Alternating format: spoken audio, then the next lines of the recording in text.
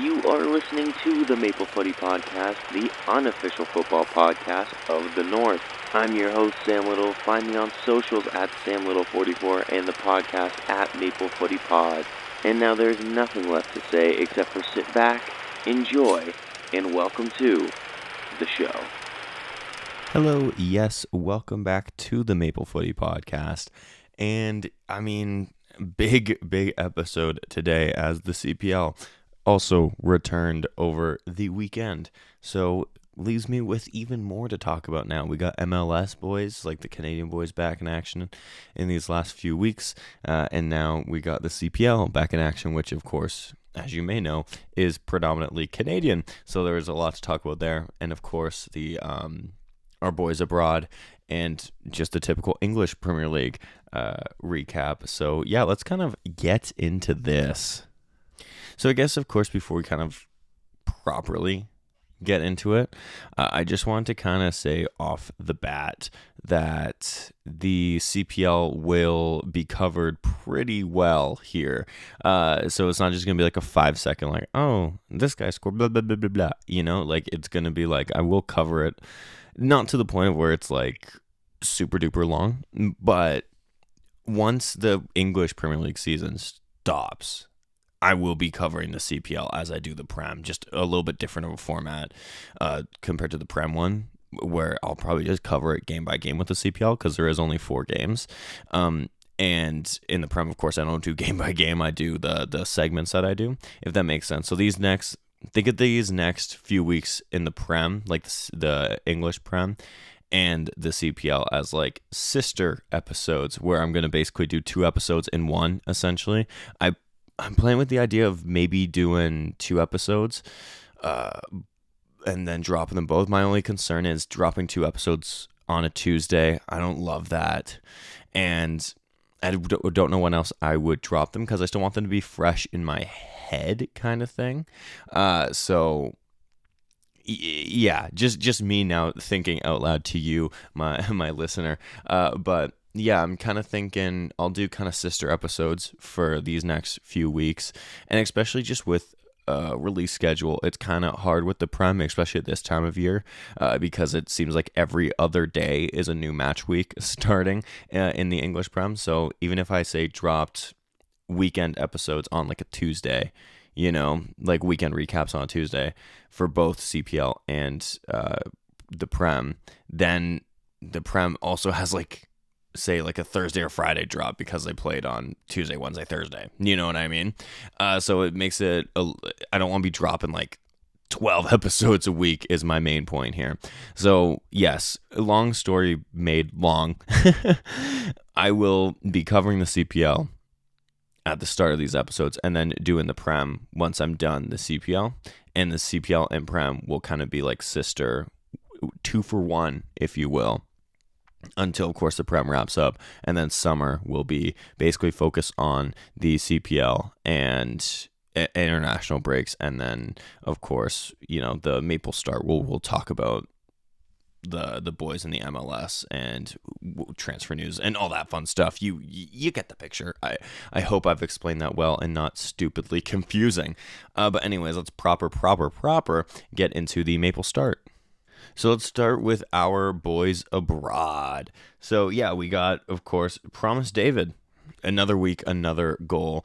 He does not stop scoring, it seems, or at least feels like. It feels like every game in these last couple weeks he has scored, and we love that because we need our strikers performing. And I mean, maybe it's the name David in the Belgian league because now he is the best performing Canadian in the Belgian league since Jonathan David has left it. So I mean, obviously there hasn't been a ton of Canadians in the Belgian league, but of course, you know, you got your Tejan Buchanans in there, and then it's just very good to see a guy flourishing who, like, a year ago was not really on many people's radars, and now here he is, feels like one of the more talked about Canadians playing at the moment. And yeah, that's, to me, that's just such a success story that you kind of love, you know. Moving into the French league, because the French league feels like it's another Canadian league at times. So funnily enough, Theo Bair and Kone's teams both played against each other, Stade Rennes and Auxerre. Bear did not feature, but his team did get the win. Kone shockingly didn't start after a very good cameo last week, but he did end up getting minutes again in this game. But it was a 1-0 win for Auxerre. Sadly, no Bear, but at least Kone did get in. In the French league as well, Lille and Nice both lost over the weekend, so that's a shame for Bombito and Jonathan David, especially for both teams that are trying to hunt for Champions League spots, and those Champions League spots are pretty well contested at the moment. Seems to be a common theme with a lot of the European leagues. The titles feel kind of wrapped up. Relegation, for the most part, feels kind of wrapped up. But, oh my goodness, nobody knows who is playing European football next season.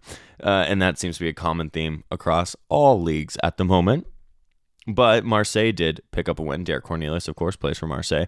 So at least two of our Canadians got a taste of victory this weekend. In Scotland, Junior Hoylett played the whole 90 minutes for Hibs in a 2-0 win over Rangers, which is massive because Hibs are really chasing a Champions League spot. See what I mean? Everyone's still chasing a Champions League spot, but they're really chasing European football for next season, and I really hope that if they do get it, Hoylett stays and gets to play some European nights. I think that would be sick. But yeah, Rangers, of course, everybody knows Rangers. That's a massive win. Rangers currently sitting second in the league. First is, of course, Alistair Johnston's Celtic, who lost to the worst team in the league, the bottom team. Not good. That's not good. But yeah, I mean, Celtic can, I think, afford to drop a couple points here and there. They have a pretty big lead over everybody else. They will be playing Champions League football next year, or at least have the chance to, because I believe the Scottish League gets qualification, right? They have to qualify or whatever. That's kind of dumb. I feel like the Scottish champions should be able to get in there without having to qualify. But whatever. That's neither here nor there. But yeah, very nice to see. Well, not nice to see them lose. Nice to see them still, that the loss probably realistically won't affect them and their title charge. Moving kind of back over the pond, if you will, but not coming to the Maple Leaf. We're going to take a quick look at our boys in the MLS. Of course, a lot of them play for Canadian teams in the MLS, though. But yeah, Russell Rowe kind of was the star man, I thought, this weekend. He grabbed a goal. Beautiful goal, by the way. If you have not seen it, do yourself a favor. Go watch it. Unreal hit. It was a great hit. Grabbed a goal and an assist against Montreal. So a Canadian haunts the Canadians. Nathan Saliba, I will note, was back into the starting 11 for this game. Samuel Piette partnered him in the midfield. Lotari also made up that midfield three of fully Canadian midfield three, which we love to see. And yeah, I mean, Montreal's woes kind of continue, but Columbus looking good right now. Looking very, very good at the moment. Of course, there was a little bit of controversy. Montreal had 2 disallowed goals. I mean, that's VAR, isn't it? Someone's going to be displeased with any decision made, So I think it's harsh to have 2 goals disallowed in one game. But, I mean, also, if they should be disallowed, they should be disallowed. That's I guess, how I feel about it. VAR. We could talk about that for an entire podcast, couldn't we? Portland Timbers feels like an adoptive Canadian team at times with how many Canadians are there. We got 4 there. Crepeau, Pentemis, Kamal Miller, and Zach McGraw. Kamal and Pentemis both featured and kept a clean sheet. It was a 0-0 draw, but, at least a clean sheet, right? So that's a positive. Ali Ahmed for the Vancouver Whitecaps continued his good season as he picked up an assist over the Rapids. Once again, if you haven't seen that assist, go watch it. Beautiful ball. Just cuts the line perfectly. He is a baller. And I know late last year there was rumors of potential clubs in Germany, England, I believe Italy as well, that were kind of looking at him. Oh my goodness, sign him. I mean, nothing against Vancouver because they're a great team and a great franchise and all that. But if I'm any team in Europe and I'm looking at him, you can get him for cheap. You can, like what are we talking? Like 5-10 million? I know that's a lot to you and me, but to these massive $1 million teams, that's not a lot at all. So yeah, I would, if I was a team scouting him, I would not be wasting much time. I'd be on that. But yeah, 2-0. They did. I don't know if I said the score, but Vancouver beat the Rapids 2-0 with Ali Ahmed getting the assist. Kyle Hebert had another start with St. Louis. That's how many games have they played now? Is that 6 or 7 games? And he started every single game. And yeah, I mean, it was another loss. So they started the season with very good form and have since really taken a turn for the worse, but season is still young, so we'll see what Hebert and St. Louis can do. In Minnesota, it was in fact Tanny time again, and Tanny time came early because within the first minute, he struck to make it 1-0 for Minnesota. The final score ended up being 2-1. But yeah, Tanny is in good form at the moment. 5 goals for Minnesota this season, and then 1 goal for Canada. So not bad at all. Looking very good. And TFC actually got a draw. It was a hard-fought draw against Inter Miami. Could have genuinely actually have won the game. Corbin, who hit the post, would have been really cool to have seen him score against Inter Miami. And then Bernadeschi, with a magical moment right before half, gets TFC in front, and then they can't see that out going into halftime because literally like 3 minutes later, Messi scored also a very good goal, and that ended up being the last goal of the game. So there was some more controversy with VAR disallowing a Messi goal, but you know, I don't know. Yeah.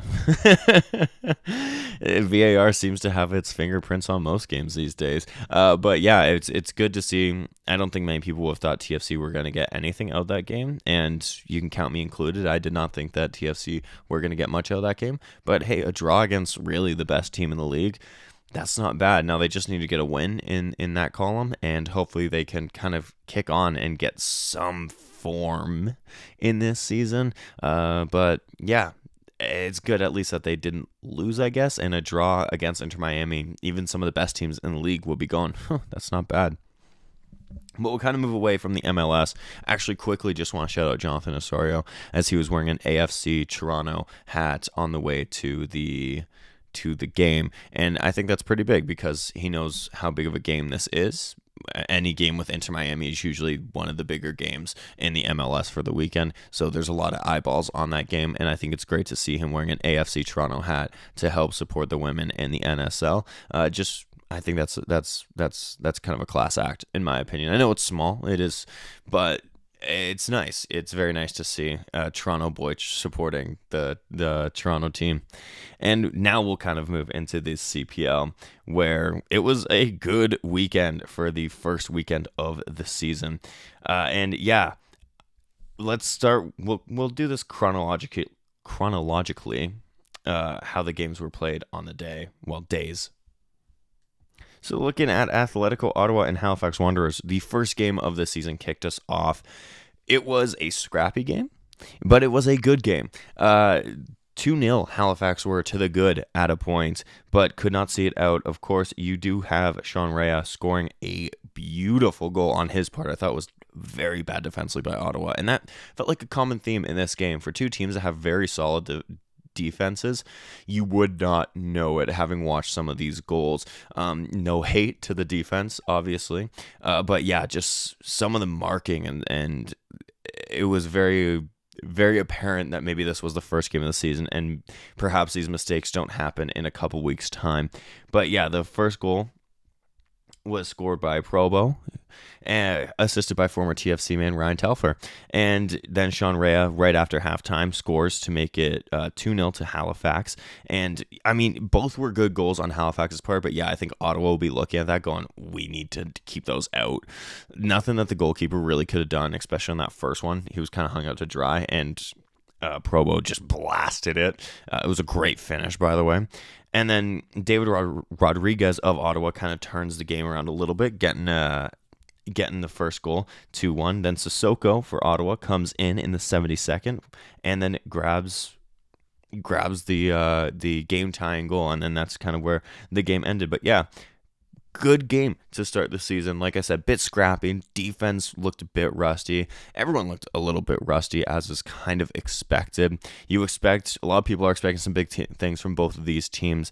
Ottawa, of course, since they've come into the league, have always felt like they've been a contender. Halifax, they do have the quality. Sean Rea he's one of the best players in the league, I think. So they do have that quality where you could see them doing something. I do think that some of the guys that left them over the last transfer window will hurt a little bit, but they do have quality, and I'll be excited to see what both these teams can do. Moving into the next game, we got Forge and Cavalry. I was at the game. Great game. I will say, this one, it did not feel like a home opener or an opener at all. It felt like this was like a mid-season and a season clash with a lot on the line. Both these teams came out, and I think they set the bar. These are two championship standard teams. Of course, Forge, 4-time champs, and also the defending league champs. And then you have Cavalry, the defending North Star champs. And you saw that. I think you saw the quality on display. Both teams looked very good. I know Cavalry did end up losing, but they looked very good. If it wasn't for Kalelat, who was superb on the day, my man of the match for sure. He was superb on the day. And if it wasn't for him, I think Cavalry bare minimum get a draw from this game. Forge's defense did look quite good, although at times, of course, Kalelat needed to be called upon. But yeah, I thought the defense looked good. I thought, special shout out to Zane Bruno, who, while he did get sent off, he played very, very well up until then. Of course, sending off, I chalked that up to a little bit of inexperience, first game, but he was very, very good, especially for an 18-year-old coming in, making his debut. Yeah, it was a very good performance. I was very impressed with him. Also, special shout-outs to Ben Payton and Maxime Fillion, of course, former guests on the podcast, made their CPL debut with Forge, both of them actually, funnily enough, coming on together, so that was pretty cool. Really happy to see them get minutes. But yeah, I think these two teams kind of set the bar of what the league... If you want to be the champ, you got to beat the champ, and this is the bar, is kind of the point I'm getting to. Yeah, they were both very good on the day, and you can tell why these two teams are kind of the favorites for a lot of people. Pacific and Valour, the next game. Ronan Kratt stole the headlines in his debut, because if you didn't see his goal, go check that out. Was it a shot? Was it a cross? We'll never know. But in the end, it finds the back of the net, and it's great. He claims that it was a shot. There was a funny video on Instagram that was posted, and I thought was very funny. But yeah, Pacific, I was pleasantly surprised with Pacific. I know I had kind of said I wasn't sure about Pacific going into this season, but yeah, they looked very good on the day. Josh Hurd still looks a very good player. Ronan Kratt looks like he's a very good addition to this side. Zanata also looked very good on the day, grabs a goal. Their keeper looked well. Max Anchor, he looked very good on the day as well. Called upon a few times and really shined, I thought. Chung Bostos also, once again, it was a solid team performance, I thought, honestly. Valour, I don't think they were like played off the park in any means. I thought they looked good, but of course they just kind of lacked that ability in the final third, which I'm sure as the season kind of goes on, they will of course kind of gel a little bit better together. And finally, you have York United and Vancouver FC. York United, were they the only away team to win? They were the only away team to win this weekend. But yeah, they win over. The story for this game was, of course, the substitute, Julian Altobelli, who grabbed a brace off the bench. Talk about making an impact. His first touch of the game was actually a goal. So not a bad way to introduce yourself and start the season, I would say. But yeah, York United, I was very impressed with their off season. Brought in the guys, funnily enough, to tie it into Halifax. The guys I was talking about, Halifax losing, now play for York. Both Reed and Yates are two, in my opinion, massive signings for York. I really rate both of those players very, very highly. And I think that they can really help make a difference for York heading into this. Well, the season started now, but continuing into this season. Of course, they kept a hold of Gmo, who is the wonder kid on York. And yeah, I think that they look like an exciting young team. Whereas Vancouver, I do think I'm being optimistic with Vancouver's season. A lot of people are picking them to finish last. I'm actually picking them to finish in a playoff spot. I really like some of the moves they made this transfer window. And hey, maybe I'm wrong, but I'll choose to be optimistic for Vancouver. But that'll kind of wrap up this CPL quick fire wrap up, if you will. And I say quick fire, but I've been recording now for about 20 minutes. But that's from Maple Start and all that stuff as well. But yeah, so really looking forward to the rest of the CPL season. And at the end of this episode, I will be giving my predictions for next games. So yeah, stick around for that. But as we do, let's kind of move into our Prem recap, of course. So yeah, let's break it down to the 8 segments that we know how it goes. And if you don't know, you're about to know, because segment 1 is match of the weekend, 2 is biggest winners of the weekend, 3 biggest underperformers, 4 best performance, 5 moment of the weekend, 6 relegation zone, 7 European places, and 8 that title race, baby. So yeah, let's get into it. So, of course, match of the weekend. Let's get it. So, yeah, good few matches that I thought were quite good on the weekend. Firstly, Aston Villa and Nottingham Forest. A good, just back and forth match. Villa came out the gate in this one, and they looked strong to start, if you ask me. But yeah, they looked very strong in this one. And Morgan Rogers, once again, kind of ran the show, grabbed himself a goal in the 13th minute. Then 2 minutes later, it was a quick 1-2 punch from Villa. 2 minutes later, Malin gets his first, I believe. Is that his first for Villa? I want to say it is. He grabs the second of the game, at least. And just 15 minutes in, it's 2-0 Villa. And they didn't stop there. They just couldn't find a way through after that. Nottingham Forest, I think, has had a very good defense all season long, and their goalkeeper Sells is up there as a top 3 at worst this season in between the sticks. And then, of course, in the second half, Nico Williams puts in a good ball for Jota Silva to pounce on, and he makes it 2-1 to give Forest hope. But alas, Villa does enough to kind of see it out. They kind of wasted some time here and there, some very creative moves. Both teams, you just kind of kept going for it. You kind of wouldn't expect that, especially coming in at this point in the season. Villa kind of had that 2-1 lead. You want to preserve that, and they weren't playing dangerously or recklessly or nothing like that. Like, they weren't just attacking for attacking sake, but they were attacking when they felt like they could get something. Whereas even now at this point in the season, some teams, even if they can attack, they won't attack if it means they preserve their lead or a draw or something like that. So yeah, I mean, that's kind of the games that you want to watch, right? The back and forth action, the good stuff, you know? So that's one game I would say that was one of the matches of the weekend. Another one was West Ham and Bournemouth, 2-2 thriller. Once again, just a back and forth game. Once again, Evan Nielsen gets one in the 38th. Fulkrug gets one in the 61st. Jared Bowen gets one in the 68th. And then 79th, Evan Nielsen gets his second. And that ends up being all she wrote. But both teams, once again, just kind of going for it. Well, I don't want to say both teams don't really have much to play for, because West Ham don't really. They kind of feel like they're just going to stick in that mid-table bottom-ish, closer to the bottom. Whereas Bournemouth feel like it's slipping. I know that they did get a point here, but it really does feel like maybe they're not getting that European spot next season in any competition. Who knows, though, right? We'll have to wait and see. But yeah, they haven't looked that sharp Bournemouth self these last few games. This draw is better than recent results that they've been picking up. But yeah, you need more than draws, I think, at this point in the season to be getting something at the end of it. You know what I mean? And last but not least, the next one that I will say, the last one I will say, is Palace and Brighton. Had all the fireworks that you'd expect from two rivals, as they do have that rivalry going on down there. But yeah, this was kind of the Eze show. As he does, he sometimes just takes control of a game and dictates it, and he did here. Grabs 2 assists on the day. Danny Welbeck grabs another goal for the season, as does Mateta, who has had a very, very good season, might I add. But yeah, just one of those ones where it's like your star player just turns it on and shows why he is your star player, because that's what he did. He was running through the defense. He was creating opportunities.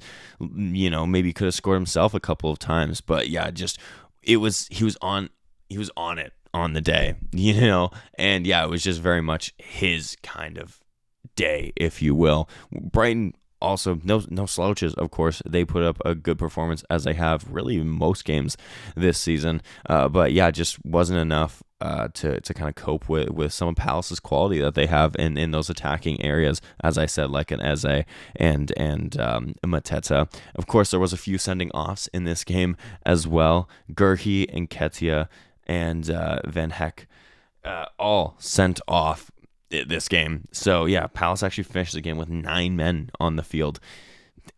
Yikes. But yeah, all of them were second yellows, so most of them I would assume won't have to serve super long suspensions, as that's usually the case. You don't usually have to serve a long suspension when you get a double yellow. So yeah, there we go.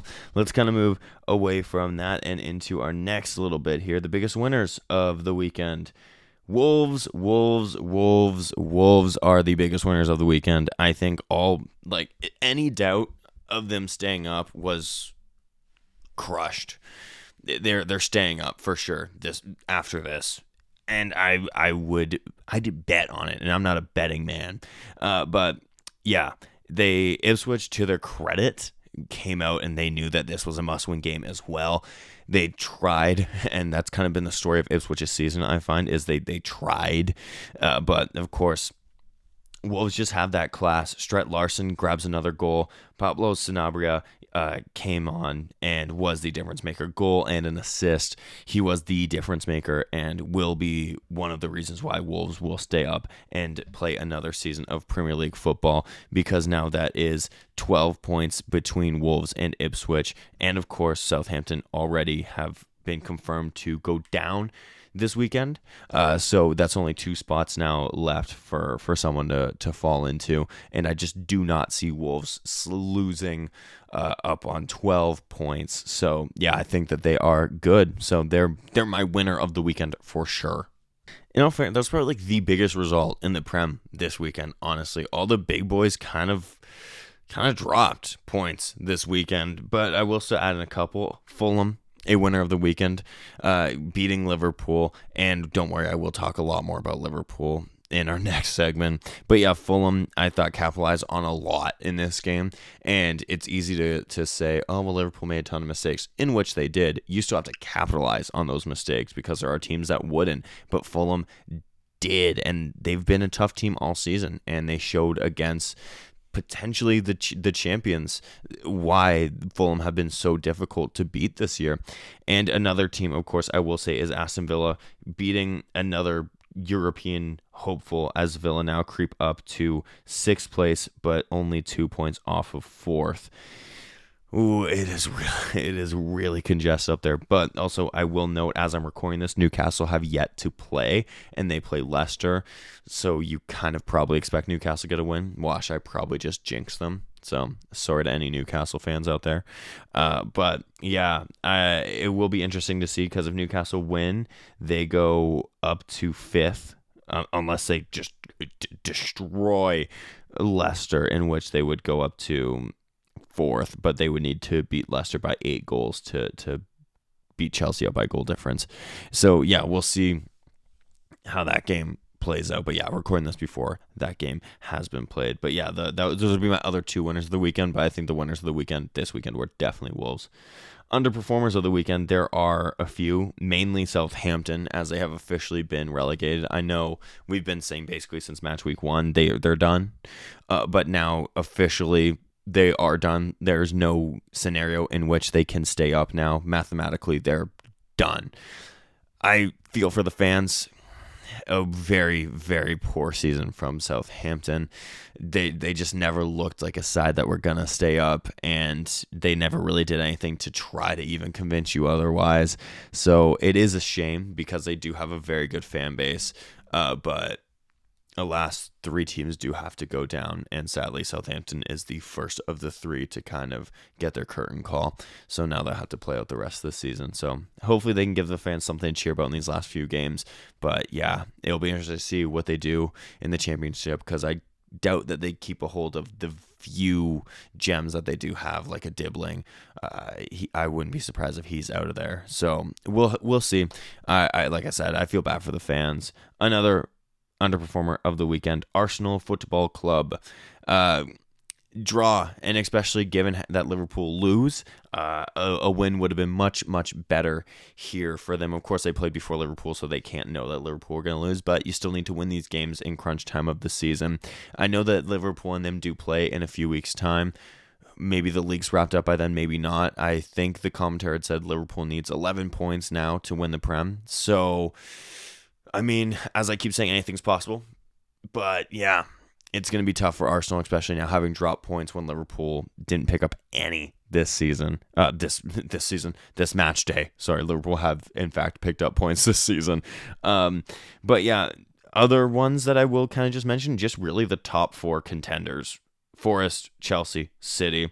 None of them, I mean, Forest lost, but City and Chelsea, not like terrible results, just like you would have kind of wanted more, because City draws 0-0 to United and Chelsea the same scoreline to Brentford.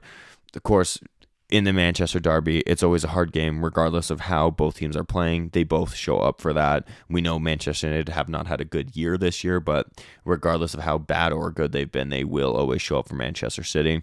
And Chelsea just could not break down Brentford. I thought the selection by Enzo Maresca was poor. You saw the difference in quality once guys like Palmer and Jackson were introduced, Cucurella. Once those guys were kind of introduced, Chelsea looked a lot better. Just kind of felt like a little bit too little too late. Neto as well. He had a very good performance as well off the bench. But yeah, it just kind of felt like a little bit too little too late, right? But we'll see how that haunts everyone at the end of the season, I suppose.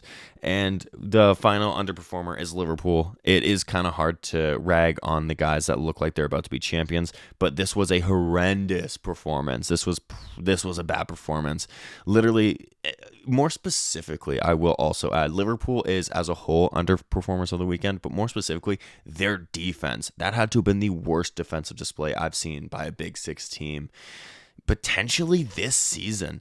They were terrible. Every single one of them. Now, Curtis Jones, you give a little bit of credit to, cut a little bit of slack, I should say, just because he's not a right back. He's not. And he was probably the least of their concerns. The first goal deflects off of his thigh. It was a great assist, in all fairness. Sets up who scored the first Fulham goal? Let me see. He sets him up perfectly. So it is, like I said, a great assist. But he sets up. Let me see. Ryan Sessegnon, greatly taken, by the way. It was a great first time strike. Virgil van Dijk just caught ball watching, doesn't do anything. The second goal, potentially the 3 worst touches consecutively by one player in Premier League history. Andy Robertson first passes the ball straight down the middle to Alex Iwobi, who picks it up.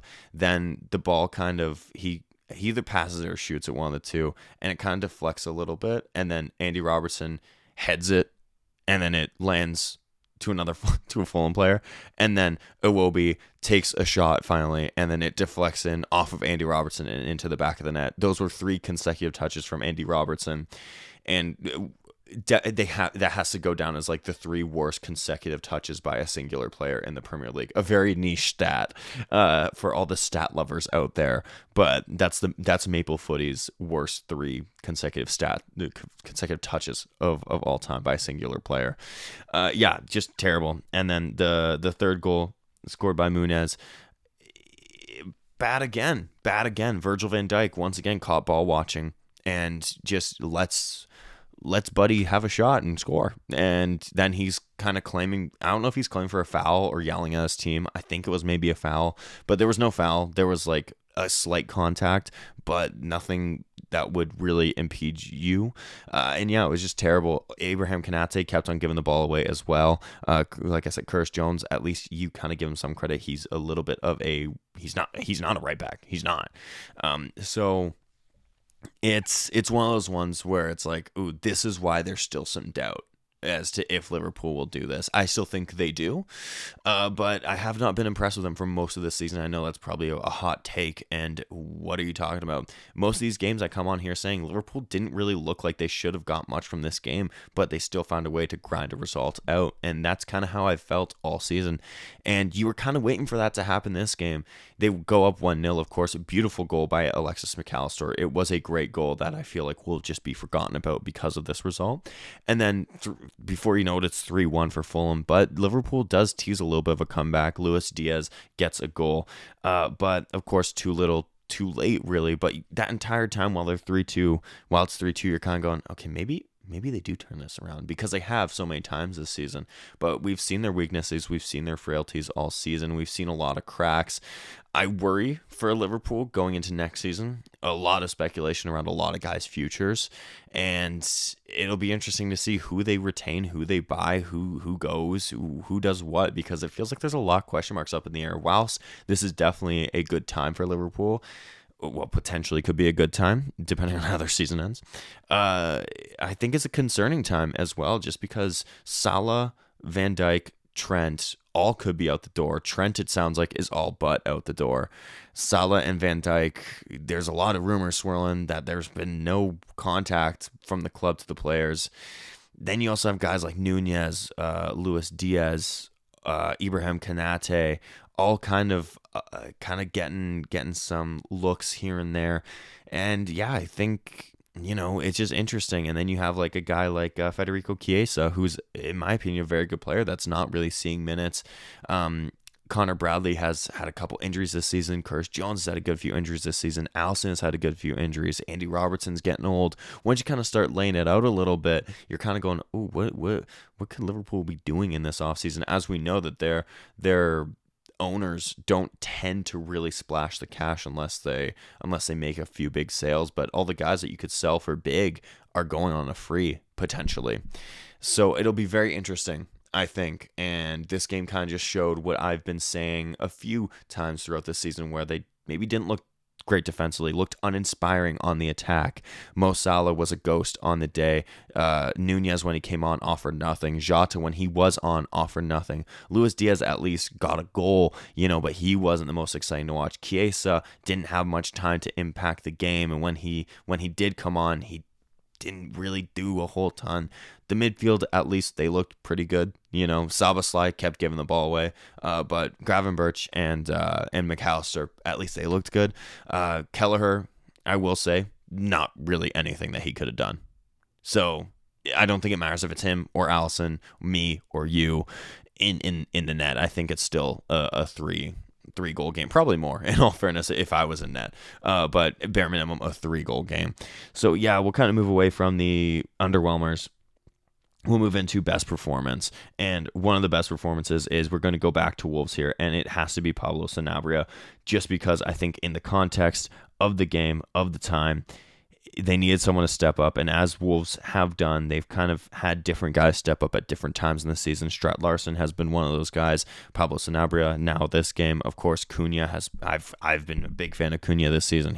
Without him, I do think that they probably are, at bare minimum, a lot closer to relegation than they are right now. They may not be in the bottom 3, but they're a whole heck of a lot closer on based on points. But yeah, Pablo Sanabria is the guy for this one, just because a goal and an assist off the bench. Yeah, that's pretty good, especially when your team is really trying to stay up here, and in a must-win game for both of these teams, both Ipswich and Wolves. It is Wolves that win it, and it is Sanabria that is the difference maker, so I have to put him in the best performance of the weekend. My next one is Brennan Johnson grabs a brace against Southampton on the day. I also wonder why he did not take the penalty at the end of the game. I know he's probably not a penalty taker, but if I was on a brace, I'd probably want that penalty. You know what I mean? Obviously, I'm not a professional player, so it's little bit different. But yeah, if I was in his shoes, I'd be wanting that penalty, at least get the shot at the hat trick. But regardless, he had a very good game. He's been probably, in my opinion, Tottenham's best player this season. Really, most things positive to say about Tottenham, 80% of the time has probably had to do with Brennan Johnson. Not that there's been a whole ton of positives for Tottenham, because this is been a very, very bad season. Like, not even banter bad, where it's like, oh, haha, it's Tottenham. They finished 7th and came runner up in another competition. No, like, this is like, just genuinely, banter aside, just not been a good season at all. I know their hopes for Europa League are still alive, but yeah, Brennan Johnson has been a shining light in this very dull Tottenham team, and if I'm them, I'm hoping I keep a hold of him, because I could imagine there could be some suitors for him come the summer. But yeah, I thought he had a very good game. Of course, leaves the game with a brace, caused a lot of problems for Southampton. I know you're gonna say, "Oh, it's Southampton," though. I don't care. You can only beat what's in front of you. He had a good game, and I want to give him credit for that. And yeah, that's why I'm putting him in here. I want to give him credit, so let me give him credit. And finally, just Fulham as a whole. I know I kind of just ragged on Liverpool a lot, but Fulham still did their part, and they did it very well. As I said earlier, you can say about, well, Liverpool made a lot of mistakes, in which they did, but you have to be a class team and be able to capitalize on those, and that is what Fulham did. So I'm not really naming a specific player here, just because I think Fulham as a whole had a very good game. From the goal scorers to the guys off the bench, I thought they were quite good. Sessegnon looked exciting anytime he was on the ball. Iwobi, same. Bassi was making runs up the pitch, and like he was a central midfielder. This guy's a center back, and he's running through the pitch. And yeah, Harrison Reed came on, Emile Smith-Rowe came on, Raul Jimenez came in. They all looked good. Bert Leno made a couple of good stops when it was still a close-ish game at the start of the game. And yeah, just a good team performance. And like I said, capitalize on moments that they needed to capitalize on.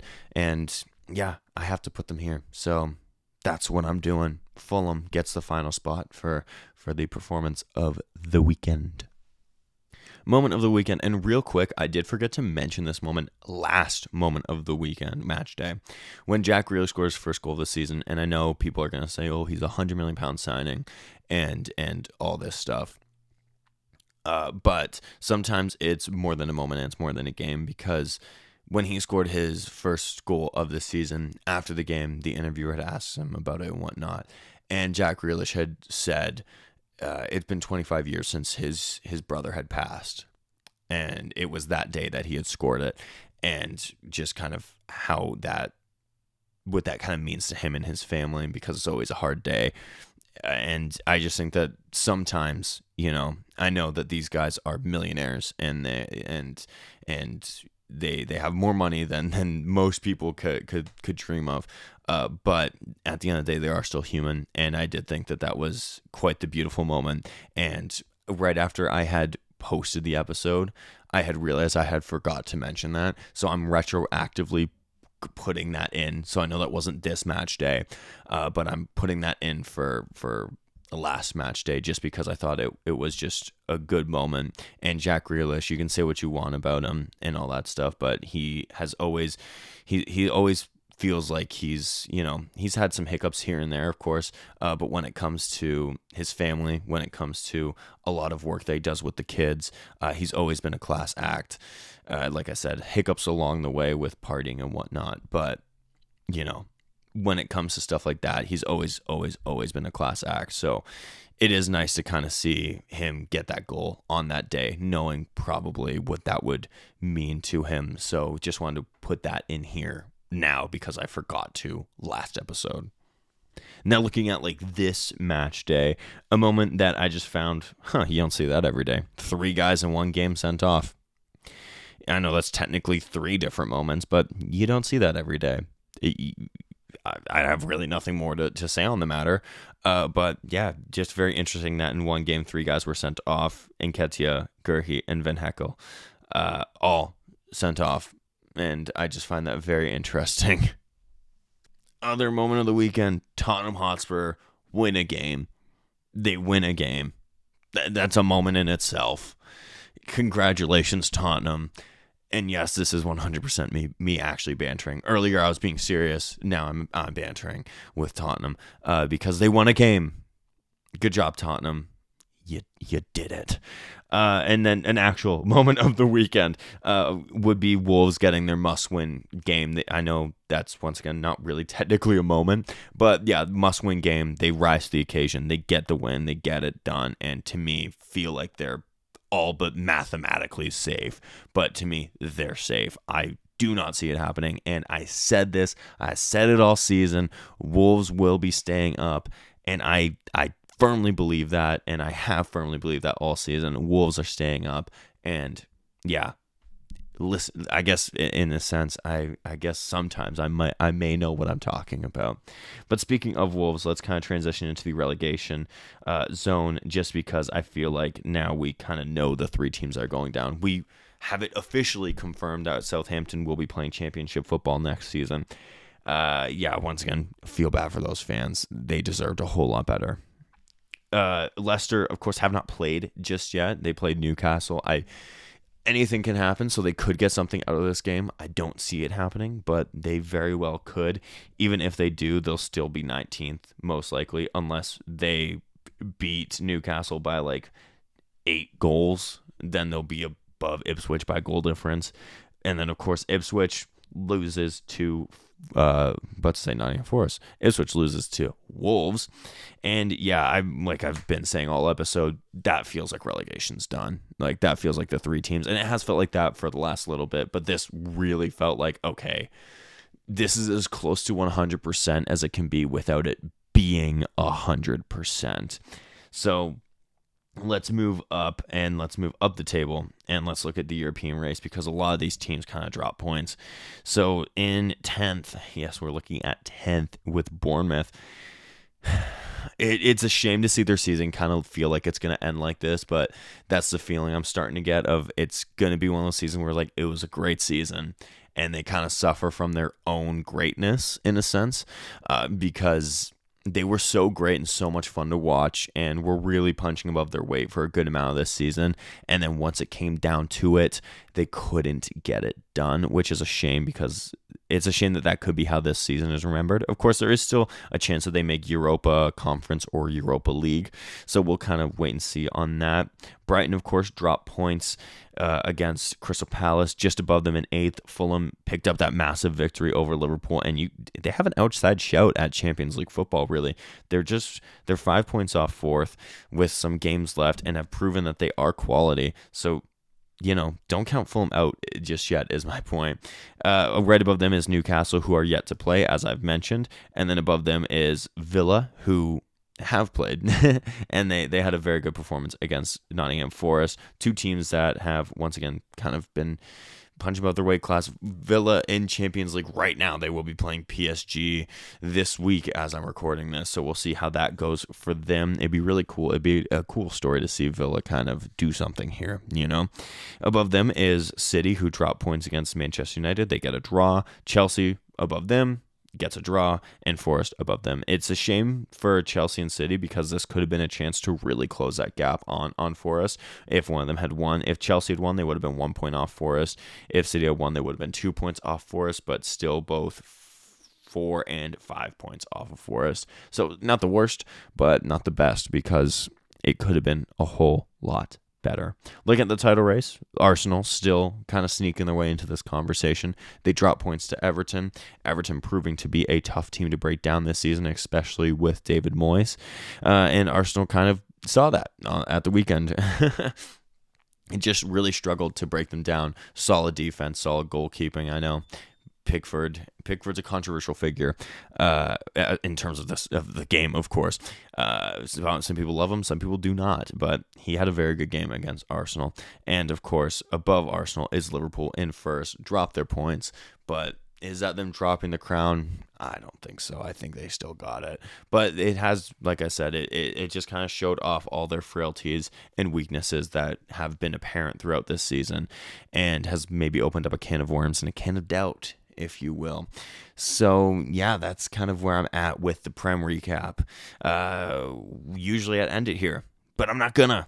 We still got a little bit more yap. This will be quick. I'm just gonna do a quick predictions like I did last 2 episodes ago for the CPL predictions. So let's get into those real quick.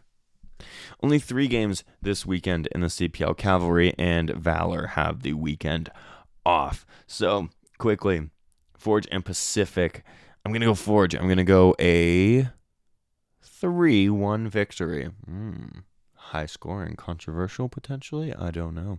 But yeah, we're going to go Forge 3-1 in that one. Forge really impressed me in that opener. Not like I'm shocked, because Forge have been a great team over the last 6-7 seasons, and they've been a phenomenal team. So I'm not shocked. Just I didn't expect such high intensity in a season opener. But yeah, we're gonna go Forge 3-1 for that. Then you got York and Halifax. I'm gonna go York. I'm kind of high on York right now. What's the score gonna be? We'll say 2-1. 2-1 York. Yeah, lock that in. 2-1. And then final game of the three, Vancouver, Ottawa. Shock result. I'm gonna go Vancouver. I need to back Vancouver. I back them. I back them to do well here at the start of the season. So I'm gonna continue backing them blindly. So we're gonna go Vancouver 1-0. It'll be a close game. Tyrion Campbell will get his first goal for Vancouver. Mark that in the book. Watch me go 0 for 3 on all these predictions, which there is a high possibility of that, by the way. But yeah, those are my predictions. So with that, we will wrap up this lengthy podcast. Like I said, once the English Premier League season wraps up, it'll be more focus on the Canadian Premier League. That's why the first 20 minutes of this podcast was Canadian Premier League and just Canadian boys in general. And then this last half hour has been Prem recap. But yeah, once the Prem wraps up, we will look at Canadian Premier League a lot more in depth. I just don't want to give up on the Prem recaps. We've covered basically the entire season, so it would suck for me to go and now I'm done just before the end of the season and we're going to start looking at other things. So that's why this one is a bit more lengthy. We basically looked at 2 leagues match days. So thank you for sticking around and listening to all that. I do hope that it was entertaining and engaging for you. Keep watching the CPL. It was a great weekend, honestly, genuinely. It was a lot of fun to watch the games, and it's a great league. It's Canada's Pro League for the men, of course, because the women have gotten theirs. Starts April 19th. No, AFC Toronto starts April 19th. I think there's the first games before that. Yeah, April 16th is actually the first ever game. So sorry, not April 19th. April 16th is the first ever game. I just quickly checked that. So yeah, support all the Canadian footy that you can and keep watching it. Follow me, you know where, Maple Footy Pod, Sam Little 44. And yeah, thank you so much for listening. I appreciate it. And until next time, cheers, everyone. And that was your Maple Footy Podcast. Thank you so much for listening. Check my socials for any and all future updates. Remember to support Canadian football, be kind, and until next time, live, laugh, little.